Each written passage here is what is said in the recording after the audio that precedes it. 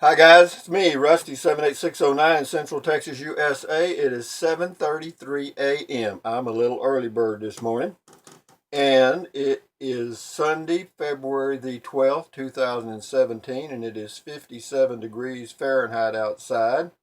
Hi to all you people all over the planet, including you people in Scotland.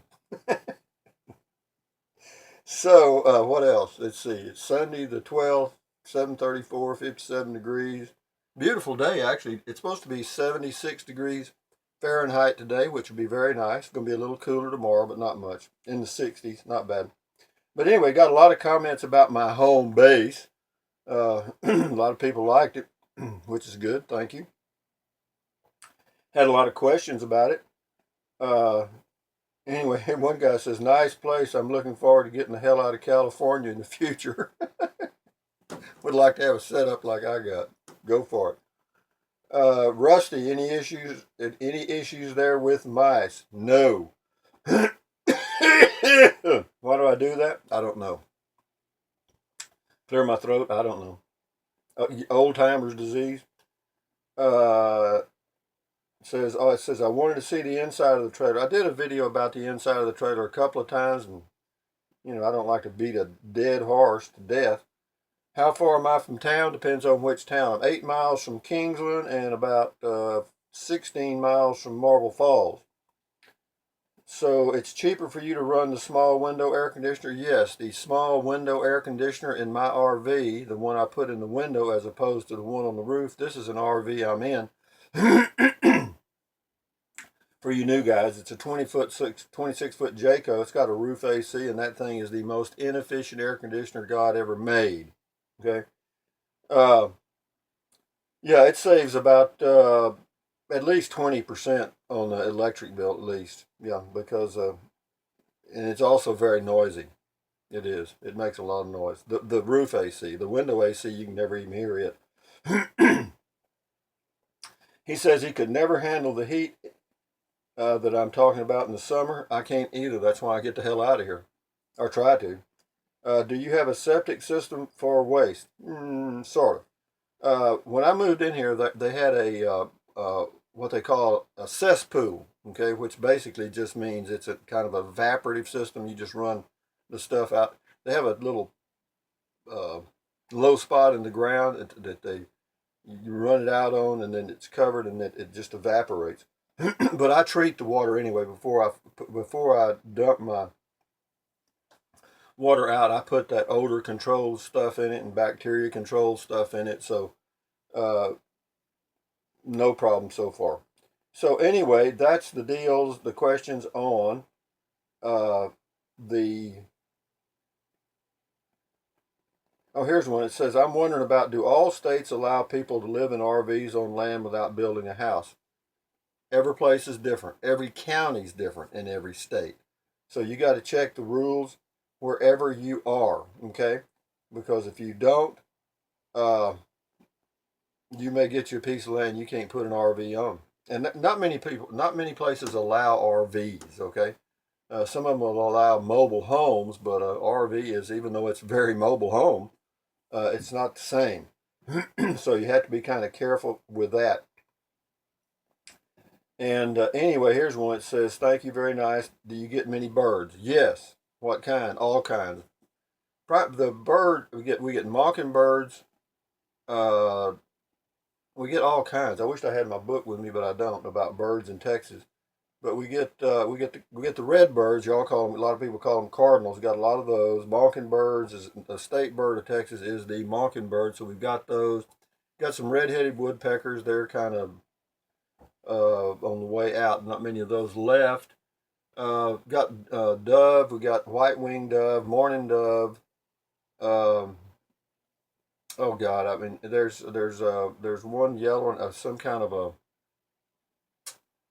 I can't think of the name of it now, but anyway, yeah, we've got the little yellow birds. Sometimes in the wintertime, they go away in the spring, and then there's one that's got a bunting, bunting. We get different types of buntings here, and they're just really colorful and really pretty. Da da da da da. What else is going on here? It says great place, so private, quiet, and peaceful. Yeah, it is. I like it. It's not bad. And then one guy mentions about why I could have used an enclosed pole building to kind of keep people from snooping around while I was gone. I really don't care if they want to snoop, and if they tear it up, I don't care either, because I've got insurance, and they just buy me another one.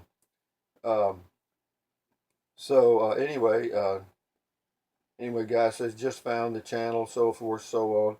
But anyway, there was a lot of interest in the home base and a lot of questions about, how to do it. And that is such a variable. I can't really tell you how to do it. the it'd be hard to say because it just depends on where you are and what the laws are. Always double check, triple check to be sure. Number one, that there's no liens against the property you're looking at. Number two, that there are no restrictions that keep you from putting a RV there. And and property association rules can be really a problem. So if it's in the land is if there is a property owners association, just be very thorough in clearing every hurdle with that, because if they're an active association, they can give you a really hard time, and sometimes you'll wonder if you own the land or do they own the land, because they can have a jillion rules. Anyway, my recommendation for, of course, I've talked about uh, home base till people are probably tired of hearing it, but some people think it's a good idea. There was one guy up here. I'm going to get to it. I'm looking for it now as I'm stalling. I'm talking. I'm stalling. I'm trying to find a comment that I was going to expand on. Uh, I'm getting there, folks. Anyway, his comment was. I say the comment was. What his comment was, I wrote down part of it. It says, basically, his question was this: if you're going to be on the road in an RV, why have a home base?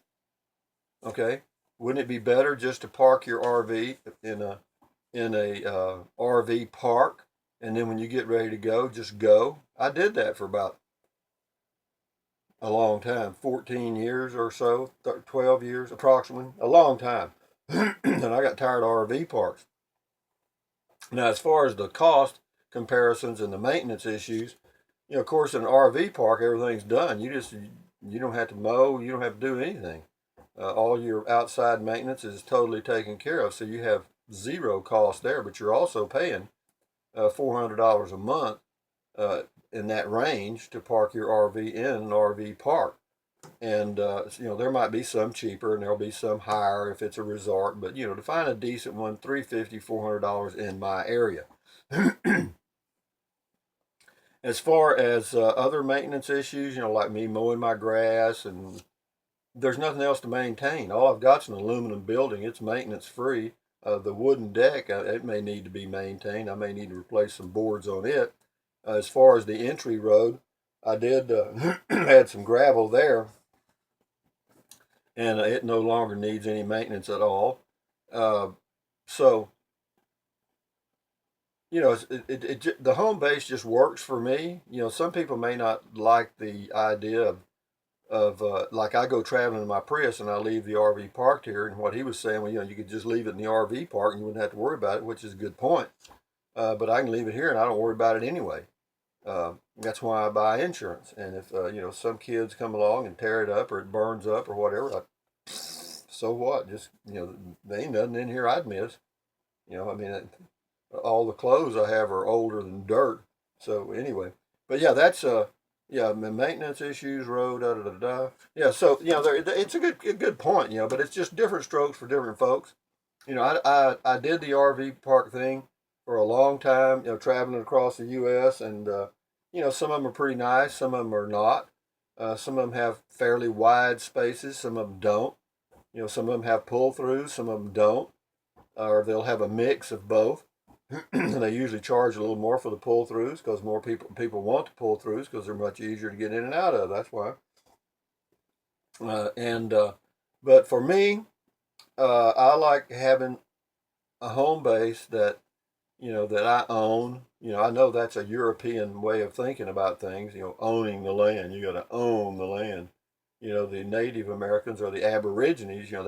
They couldn't even relate to that concept of owning the land. You can't own land. Kind of like owning nature. You can't own it. It's just there, and everybody shares it. And but they fought over it too because the reason that they fought for territory then was, of course, it was for food. When their food supply started running low, they had to kind of expand a little bit or die. And but anyway, there's all kind of ways to skin a cat. The guy's talking about putting it under a pole barn. You can do anything you want to. But anyway, got a lot of comments here, and I'll do some more videos here later on. I'm going to do one about growing older. I wonder how come I do one about that. I don't know anything about getting older. Shit. I tell you what.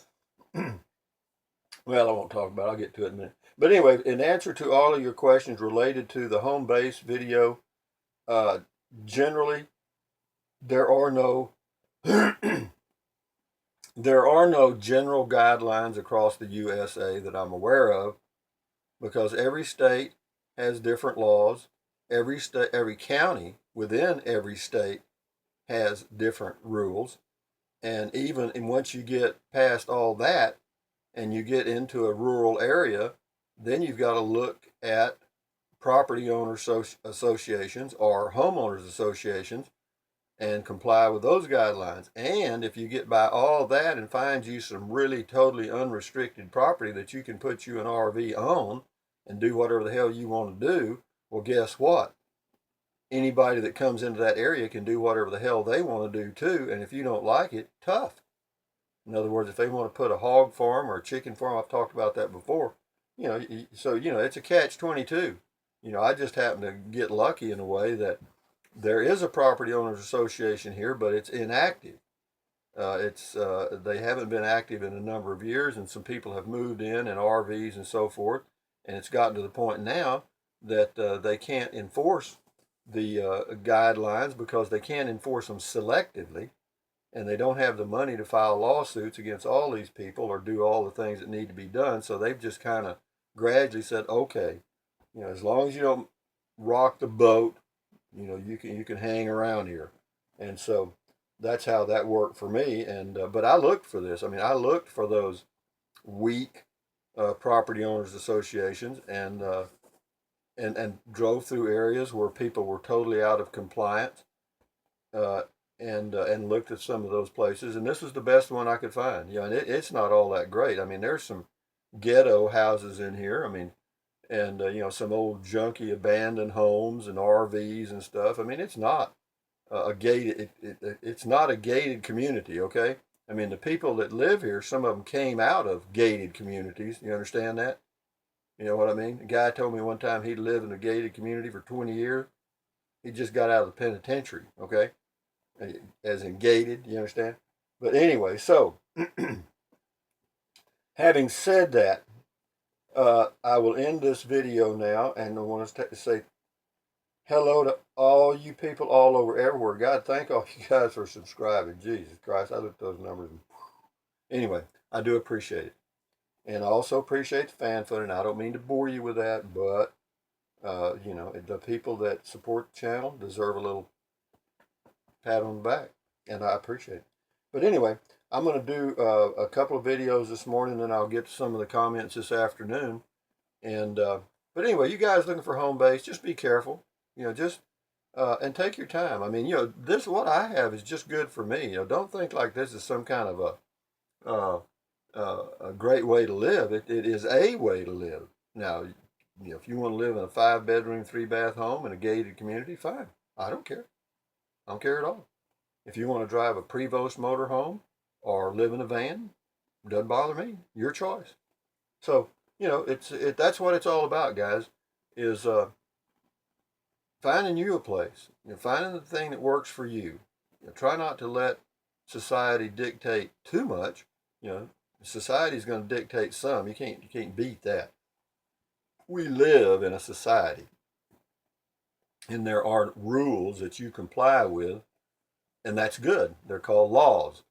And a country without laws is not a very successful country. In fact, the poorest countries in the world are the countries without contract laws, where you can actually do business, and they have no administrative facilities, no guidance. They've got one group, a family of leaders, and it basically is a family. They're all related, and they skim all the money off and sell all the resources and take the money for themselves and live pretty good.